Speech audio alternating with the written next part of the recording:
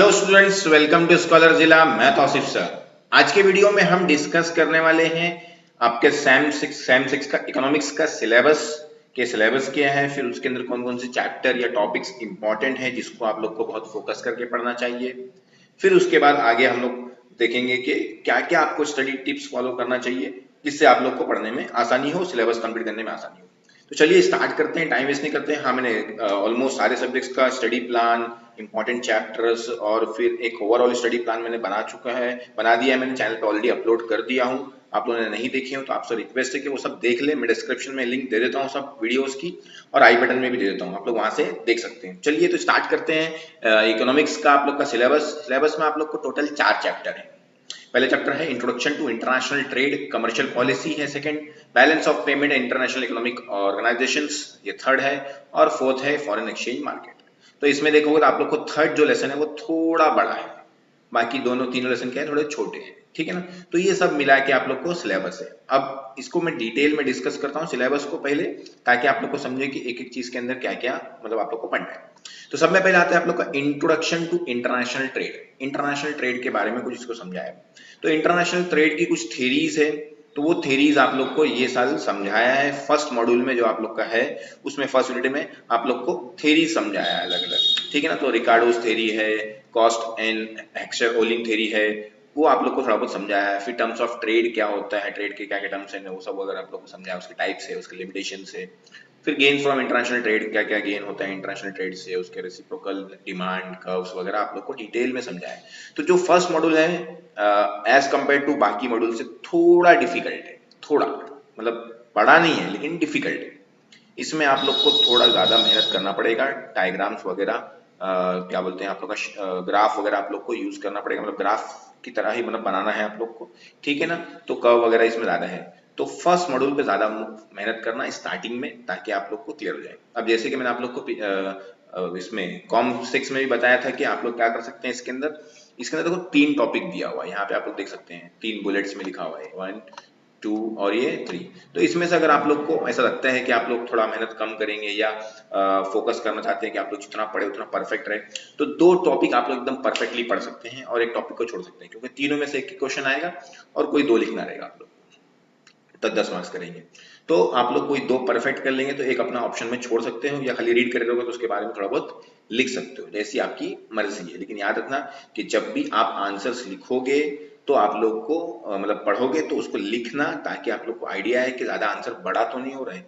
क्योंकि 10 मार्क्स के लिए आप लोग को 3 से 4 पेज, 3 पेज मतलब 4 पेज तो बहुत ज्यादा हो गया, 3 पेज 3.5 पेज भी लिख दोगे तो बहुत है, इनफ है। तो उतना ही जाना चाहिए, उसके ऊपर जा रहा है तो उसको कट वट करके थोड़ा छोटा करने की कोशिश करो। क्योंकि देखिए आप लोग कोई 6 पेज का आंसर लिखो तो कुछ 6 पेज के लिखो तो 10 के बदले 20 तो मिलेगा नहीं, 10 ही मिलेगा मैक्सिमम। एग्जामिनर 10 देगा आप लोग को, वो 10 देता नहीं। वैसे भी इकोनॉमिक्स में बहुत मुश्किल होता है, बहुत हाई क्वालिटी कंटेंट आपने लिखा है तो मतलब डेटा वगैरह बहुत कुछ अच्छा लिखा है, बहुत अच्छी अच्छी अच्छी डेफिनेशंस थ्योरीज जो आप लोग के एग्जैक्ट थे वो आप लोग ने एकदम एग्जैक्ट लिखा है, तो आप लोग को मिलता है। अदरवाइज आप लोग को 10 में से 7-8 मिलने वाले, ये पूरे मिले तो भी ठीक है। तो आप लोग 6 पेज का लिखो तो क्या होगा, आप लोग का एक आंसर कम हो जाएगा, क्योंकि 3 से 3.5 पेज में एक आंसर कंप्लीट करना है 4 पेज में, आप लोगों ने 6 लिख दिए तो 2 आंसर का टाइम आपने एक ही आंसर को दे दिए, तो आगे का आंसर आप लोग का छूट जाएगा। तो पहले कोशिश ये करो कि प्रैक्टिस करो, क्वेश्चन पढ़ लो, याद कर लो और उसको लिख के प्रैक्टिस करो, ताकि आप लोग को आइडिया आ जाए कि कितना बड़ा आंसर हो रहा है। एग्जाम में लिखने जाओगे तो आप लोग को समझेंगे नहीं कि कितना बड़ा आंसर हो रहा है, कितना छोटा हो रहा है। ठीक है ना। तो पहले लिख के ही प्रैक्टिस करना है स्टार्टिंग से। तो ये आप लोग को जैसे मॉड्यूल नंबर 1 हो गया, वैसे मॉड्यूल नंबर 2 है कमर्शियल पॉलिसीज। तो commercial trade policies, free trade protection and cross, कुछ फ्री ट्रेड है उससे प्रोटेक्शन से। फ्री ट्रेड मतलब यहाँ पे हम लोग मतलब बहुत सारे ऐसे यूनियंस है या बहुत सारे ऐसे इलाके हैं जहाँ पे हम लोग ट्रेड फ्रीली कर सकते हैं, मतलब एकदम कोई भी कंट्री किसी को भी इम्पोर्ट एक्सपोर्ट वगैरह आसानी से कर सकती है। तो वो सब चीजें इसके बारे में सिखाया थोड़ा। फिर टैरिफ है, नॉन टैरिफ बैरियर है, गवर्नमेंट क्या करती है अपने इंपोर्ट एक्सपोर्ट को या किसी प्रोडक्ट को इंपोर्ट एक्सपोर्ट को रुकाने के लिए या इंपोर्ट को कम करने के लिए, एक्सपोर्ट को बढ़ाने के लिए अलग अलग टैरिफ या नॉन टैरिफ बैरियर यूज करती है। तो उसके क्या क्या टाइप्स है, उसके क्या क्या इफेक्ट्स है, वो सब हम लोग को पढ़ना है। फिर कुछ हम लोग के वर्ल्ड में इकोनॉमिक इंटीग्रेशन से बहुत सारे देख सकते हैं आप लोग। तो यूरोपियन यूनियन है, ब्रेक्जिट है, फिर आप लोग का मतलब यूरोपियन और ब्रेक्जिट को एक्सप्लेन किया साथ में। जो ब्रेक्जिट मतलब अभी जो ब्रिटेन है हमारा ना, इंग्लैंड, तो वो लोग यूरोपियन यूनियन से हटने की बात करें तो उसके रिलेटेड उसको समझाया है। फिर एशियन है, ऐसे बहुत सारे इकोनॉमिक इंटीग्रेशन आपको मिलेंगे जब आप लोग पढ़ेंगे तो इस चैप्टर में वो आप लोग को समझाया है। थर्ड चैप्टर है आप लोग का balance of payment and international economic organisations. तो बैलेंस ऑफ पेमेंट के बारे में समझाया है, इंपोर्ट एक्सपोर्ट के बारे में बराबर। फिर उसके बैलेंस ऑफ पेमेंट के क्या डिसइक्विलिब्रियम है, क्या क्या उसके कॉजेस है, वो सब आप लोग को इसमें समझाया। फिर WTO के क्या चेंजेस आ रहे हैं ट्रिम्स में, trade related intellectual property rights TRIMS में बराबर ना, गैट्स में, तो ये सब भी आप लोग को समझाया है इस लेसन में। फिर उसके बाद आता है फॉरेन एक्सचेंज मार्केट। तो फॉरेन एक्सचेंज मार्केट जो हम लोग का कंट्री का जो एक दूसरे के बीच में एक्सचेंज होता है, करेंसी एक्सचेंज होता है बराबर ना, तो उसके डिटर्मिनेशन किस तरह से होता है, एक्सचेंज का रेट किस तरह से तय होता है, परचेसिंग पावर पैरिटी क्या होता है, वो सब आप लोग को इसमें समझाया गया। सेंट्रल बैंक का रोल क्या होता है इसके अंदर, मतलब फॉरेन एक्सचेंज को रेट को मैनेज करने के लिए, वो सब आप लोग को फोर्थ लेसन में समझाया। तो मतलब जो आप लोग इकोनॉमिक्स के बारे में टीवी में देखते रहते हो, बहुत सारी चीजें सुनते रहते हो, अगर इकोनॉमिक्स का चैनल देखते होगे तो मतलब आप लोग के पास फुर्सत होगी फालतू न्यूज और क्या बोलते हैं अपना सोशल मीडिया से, तो आप लोग ये काम की चीजें भी अगर देखते होगे तो आप लोग को थोड़ा बहुत सुनाई देता होगा सब चीजें, तो बहुत काम की चीजें हैं, आप लोग पढ़ोगे तो बहुत यूजफुल है। तो ये आप लोग का सिलेबस है, जैसे मैंने आप लोग को बताया कि इसमें भी देखो 3 है, 3 में से कोई 2 परफेक्ट कर लो तो उसमें से आप लोग को 2 अटेम्प्ट हो जाएगा।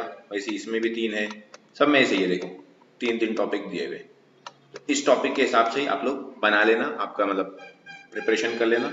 और इसमें से कोई कोई 2-2 करते हैं ना, तो मतलब टोटल समझो एग्जाम्पल 12 टॉपिक है, आप लोग 8 टॉपिक करोगे तो आप लोग का पूरा पेपर क्या हो जाएगा, अटेम्प्ट हो जाएगा, एकदम टेंशन लेने की जरूरत नहीं रहेगी। इकोनॉमिक्स बहुत सिंपल होता है क्योंकि इसमें हर आंसर एक दूसरे से बहुत अलग होता है। इसको आप लोग लिखो, याद करो और फिर उसको वापस से एक बार लिखने की या रिवाइज करने की कोशिश करते रहना। ये नहीं कि मतलब अगर पढ़ लिए और अभी पढ़ लिए और छोड़ दिए फिर उसको एक एंड में उसको उठाओगे, तो ऐसा नहीं चलेगा। आप लोग को पढ़ना है तो ध्यान से पढ़ना है। इसका पेपर पैटर्न वैसे ही ऐसे जैसा बाकी सबका है कि पहला ऑब्जेक्टिव आएगा, लास्ट में थ्योरी मतलब शॉर्ट नोट्स आएंगे, बीच में क्वेश्चंस रहेंगे, तो लगभग इकोनॉमिक्स का भी पेपर पैटर्न वैसे ही होगा। मैंने आप लोग के लिए मतलब बहुत सारे वीडियोस बनाया है, वेबसाइट भी बनाया है जिसपे बहुत सारे पेपर पैटर्न, ओल्ड पेपर, आप लोग का जो सिलेबस है आप लोगों को डिटेल में चाहिए तो मैं लिंक दे दूंगा डिस्क्रिप्शन में, आप लोग वहां से जाके डाउनलोड कर सकते हैं। वेबसाइट पे मैंने बहुत सारे ब्लॉग्स लिखा है आप लोग के ओल्ड पेपर्स, उसके अंदर मैंने डालने वाला हूँ। और भी बहुत सारी चीजें रिलेटेड टॉपिक जो आप लोग का मतलब वीडियोस बनाता हूँ उसके रिलेटेड थ्योरीज आप लोग को मुझे मेरे चैनल पे मतलब जो चैनल पे रहती है यूट्यूब के, वो यहाँ पे आप लोग को, वो वेबसाइट पे आप लोग को मिल जाएगी। आप लोग वहां जाके उसके बारे में थोड़ा बहुत पढ़ सकते हैं, डिटेल निकाल सकते हैं। आप लोग को अगर विजिट करना है तो वेबसाइट विजिट कर लीजिए, मैं डिस्क्रिप्शन में लिंक दे दूंगा और आप लोग उससे थोड़ा गेन कर सकते हैं।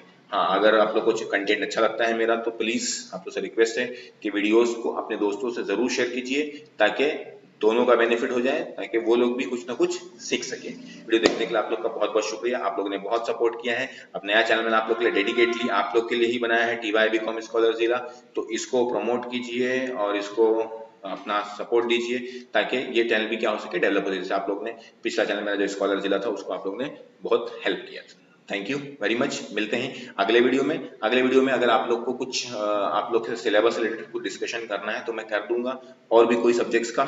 अदरवाइज मैं अब वीडियो स्टार्ट करने वाला हूँ लेक्चर्स के, कॉस्ट अकाउंटिंग का लेक्चर स्टार्ट करूंगा और साथ में क्या बोलते हैं फाइनेंशियल अकाउंटिंग का, जैसे मैंने आप लोग को प्रॉमिस किया था, वो दोनों के लेक्चर स्टार्ट करूंगा।